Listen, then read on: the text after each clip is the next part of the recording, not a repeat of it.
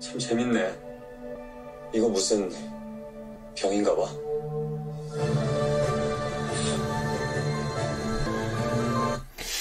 봐도 봐도 명장면인 것 같아요. 여러분 요즘 많이 보고 계시죠? 아라문의 검.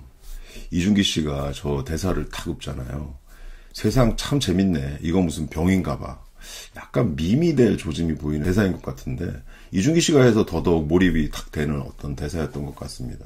오늘은 네모난 피플 시간입니다. 오늘은 그 이준기 씨에 대해서 다룰 텐데 이준기 씨의 그 이야기를 어떻게 풀어볼까 제가 고민하다가 과거에 해왔던 왕의 남자 시절부터 지금 현재까지 여러 작품을 하셨잖아요. 22년 차 배우거든요. 그러니까 상당히 많은 작품을 했다고 볼 수 있는데 그 작품에 대해서 제가 리뷰를 쓰면서 공통되게 쓰는 표현을 제가 발견했어요. 그게 뭐냐면 연기 변신의 귀재라는 거죠. 사실 뭐 연기자들한테 연기 변신이라는 건 뭐 당연한 걸 수 있지만 이준기 씨의 경우는 좀 특이합니다. 그게 뭐냐면 한 작품 안에서도 1인 2역에 가까운 역할들을 상당히 많이 해왔다는 거죠. 제작자분들이 아마 사실 쉬운 역할은 아니잖아요. 1인 2역이라는 게. 그런 역할이 들어왔을 때 이준기 씨를 자연스럽게 많이 떠올렸던 거 아닌가 하는 생각을 하게 만들 정도로 많은 작품들이 1인 2역 역할이 상당히 많았다는 거죠. 먼저 아라문의 검부터 얘기를 하면 사실 이게 아스달 연대기의 후속작이잖아요. 근데 아스달 연대기는 아시겠지만 다 송중기 씨가 주연을 맡았죠. 근데 이 은섬 역할을 은섬이자 사야 역할을 지금 이준기 씨가 그대로 이어받아서 하는 건데 어떤 면에서는 주연 배우를 바꾼 거죠. 그럼에도 불구하고 지금 아라문의 검에 대해서 배우 바꾼 거에 대한 이야기들은 거의 안 나오고 있어요. 이게 무슨 뜻이냐면 그만큼 이준기 씨가 이 역할을 잘 소화하고 있다는 거죠. 첫 등장부터 그런 부분들을 상당히 많이 상쇄시킨 면들이 있는데 이준기 씨는 기본적으로 액션 연기 기본적으로 되고요. 굉장히 멜로도 기본적으로 잘 풀어내는 역할을 갖고 있고 이미지적으로 보면 어떤 면에서는 좀 여성성이 보이는 약간 섬세한 면들의 이미지를 갖고 있으면서 동시에 굉장히 강렬한 카리스마를 드러내는 남성성 이것도 동시에 갖고 있어요. 이준기 씨는 남성성과 여성성 동시에 뭔가 액션과 멜로 이런 것들을 완전히 넘나드는 그런 연기를 상당히 잘 소화하는 배우이거든요. 이미지적으로 아마 많은 분들이 그렇게 좀 떠오르실 거예요. 딱 보면 굉장히 꽃미남의 하여튼 미소년의 얼굴인데 그 얼굴을 굉장히 뭔가 강렬한 액션을 소화할 때는 뭔가 좀 다른 남성성의 카리스마 같은 것들을 확 드러내는 그런 역할들도 소화를 하거든요. 아라문의 검에서도 마찬가지입니다. 여기서 이제 사야와 은섬은 약간 캐릭터가 다를 수밖에 없거든요. 은섬은 이 시족들을 이끄는 재림 이나이신기라고 불리죠. 그런 이 전쟁의 선봉에 나서는 그런 인물인데 사야는 그 아스달의 전투를 이끄는 인물로서 조금은 전략적인 계산을 하는 그런 인물이거든요. 그래서 두 명은 사실은 조금 결이 다릅니다. 드라마 안에서는 쌍둥이로 나오지만 두 사람이 살아온 배경이 다르고 그 안에서 어떤 삶을 살았는가에 따라서 이게 캐릭터가 좀 달라진다고 볼 수 있는데 사야가 좀 더 권력적인 측면들 그 다음에 그거를 정치적인 것들로 이게 풀어내는 그런 인물이라면 은섬은 그거보다는 굉장히 뭔가 혁명을 일으키는 혁명가의 이미지를 더 갖고 있죠. 그래서 송중기 씨도 물론 아스달 연대기에서 잘 했지만 아라문의 검에서 이 두 역할은 확실하게 이준기 씨가 잘 해내고 있다. 저는 그렇게 생각합니다. 그래서 두 사람이 같이 만나는 장면이 있었는데 그 만나는 장면에서도 굉장히 자연스럽게 느껴졌어요. 이게 똑같은 얼굴인데 다른 인물처럼 느끼게 해줘야 되는 부분이잖아요. 근데 그거를 잘 소화하고 있고 아라문의 검은 이제 특이하게 재미난 부분들이 뭐냐 하면 두 사람이 만나잖아요. 근데 만나고 나서 그날 습격을 받고 결국 둘 다 쓰러지는데 사야는 아스달로 돌아가야 되는데 사야가 돌아가는 게 아니라 은섬이 아스달로 들어가는 거죠. 사야로 오인받아서. 그래서 이게 위치가 바뀌게 되는 이런 좀 왕자와 거지 컨셉의 이야기가 들어가 있는데 이 부분이 상당히 재미있습니다. 그래서 지금 현재 은섬이 아스달에 들어가서 거기서 깨어나서 거기서 이제 타냐를 만나는 아까 얘기했던 그 타냐를 만나는 그 장면인데 저 장면이 명장면일 수밖에 없는 게 타냐는 여기서 지금 사야로 생각하고 있잖아요. 이 인물을. 그래서 그냥 자연스럽게 사야와 대화하는 것처럼 대화를 하고 있는데 이 옆에서 이걸 바라보고 있는 은섬 입장에서는 굉장히 그 감정을 주체할 수가 없는 거죠. 굉장히 오랜 세월 동안 그리워했던 연인을 앞에 두고 이 사야인 척 연기를 해야 되는 상황인 거니까. 근데 그 안에서 저렇게 그 평상시에 본인들이 습관적으로 둘이 나눴던 그 대사를 통해서 자기가 은섬임을 싹 드러내는 장면입니다. 그래서 그 장면에서 타냐가 깜짝 놀라죠. 아, 은섬이구나, 사야가 아니라. 그 부분을 굉장히 연기적으로 아주 잘 풀어냈다고 생각을 합니다. 아라문의 검에서 이 1인 2역의 연기도 대단하지만 원래 이 이준기 씨는 액션과 멜로를 넘나드는 이런 역할들 상당히 잘했어요. 그래서 액션 연기, 이제 몸을 쓰는 연기를 기본적으로 잘한다는 거고, 멜로 연기도 잘 들여다보면 거의 액션 연기처럼 멜로를 소화합니다. 그게 뭐냐 하면 얼굴이나 이런 근육들을 상당히 많이 쓴다는 거죠. 그래서 남들보다 감정 표현을 하는 데 있어서 얼굴의 표현을 굉장히 좀 과장이란 표현이 좀 그렇지만 또 강렬하게 이거를 뭔가 끄집어내는 그런 배우라고 볼 수 있습니다. 자, 이제 초창기로 돌아가면 이준기 씨가 초창기부터 어떤 과정을 거쳐서 지금 현재 아라문의 검에 이런 1인 2역, 한 인물이 여러 가지 역할을, 여러 감정을 왔다 갔다 넘나들면서 마치 우리가 이 중국의 이 태양별에 보면 병검이라고 있잖아요. 샥샥샥 얼굴 바뀌는 거.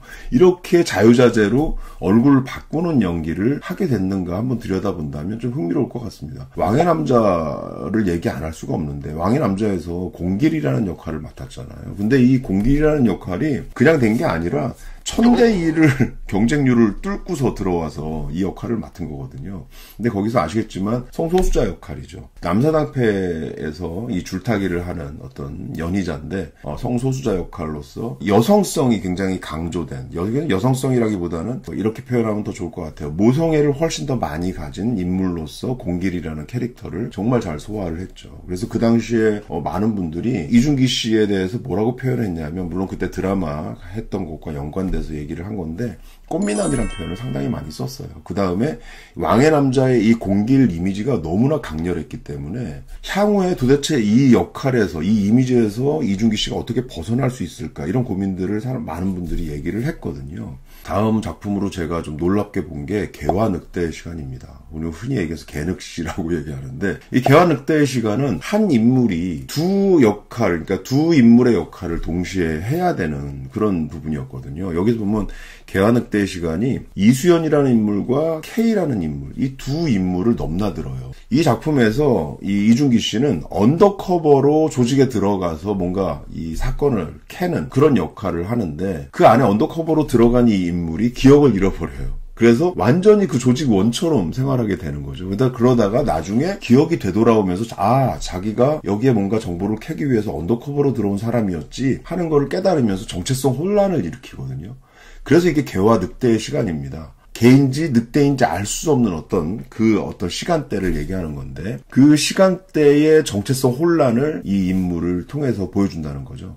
이준기 씨도 아마 이 작품을 하면서 이전에 왕의 남자에서 꽃미남 이미지로만 쌓여있던 그 이미지에서 탈피해서 굉장히 뭔가 남성성이 강조된 이준기 씨의 새로운 면들, 카리스마를 드러내고 또 액션 연기를 보여줄 수 있는 그런 면들을 상당히 많이 부각시켰다고 볼 수 있습니다. 그리고 나서 그 다음 작품으로 또 일지매라는 작품을 했는데, 일지매는 사극이죠. 근데 사극에서도 똑같이 개와 늑대의 시간하고 비슷한, 이것도 공교롭게도 그렇게 됐어요. 그래서 일지매도 겸이와 용이, 이 한 인물이지만 겸이로도 불리고 용이로도 불리는 이 두 인물을 동시에 이 소화하는 이준기 씨의 모습을 볼 수가 있습니다. 아버지가 살해당하는 장면을 목격하고서 기억을 잃어버리는 거죠. 그래서 이 기억을 되찾아가는 얘기거든요. 근데 기억을 되찾아가면서 점점점 캐릭터도 바뀝니다.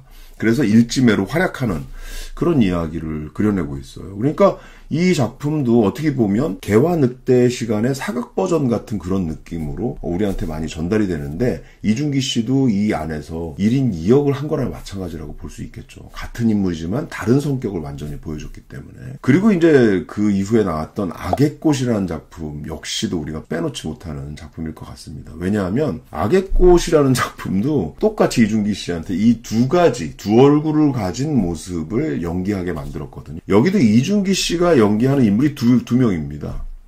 본래는 도연수예요, 도연수. 그런데 이 도연수가 과거를 숨기고 살고 있는 거죠. 그러면서 어떤 이름으로 살고 있냐면 백희성이라는 이름으로 살고 있어요. 여기서 이제 가정을 꾸려서 이 문채원 씨가 아내인데 같이 살아가는 그런 모습이죠. 그래서 어떻게 보면 단란한 어떤 자상한 어떤 남편의 모습으로서의 백희성이라는 인물이 있는데, 사실은 알고 보면 과거의 도연수라는 인물은 뭔가 범죄에 연루돼 있다는 느낌을 주는 거죠. 이거 연쇄살인범이 아닌가 이런 생각을 하게 만들어요, 드라마가 계속. 물론 마지막에 다 보신 분들은 알겠지만 실제 연쇄살인범은 아니죠. 뭔가 누명을 쓰고 있고 아니면 오해돼서 이 피신을 하고 그 과거를 숨기려는 과정에서 이런 일들이 벌어지는데, 그 숨기는 과정이 굉장히 이 인물의 양면을 확 드러내는 거죠. 그래서 누군가 과거의 정체를 알고 있는 친구가 나타나니까 갑자기 막 지하에다가 뭐 가둬버리고 감금시켜버리고 이런 장면이 나오니까 실제로 이 인물은 뭐 연쇄살인범 아니야? 이런 생각이 들게 만드는 거죠.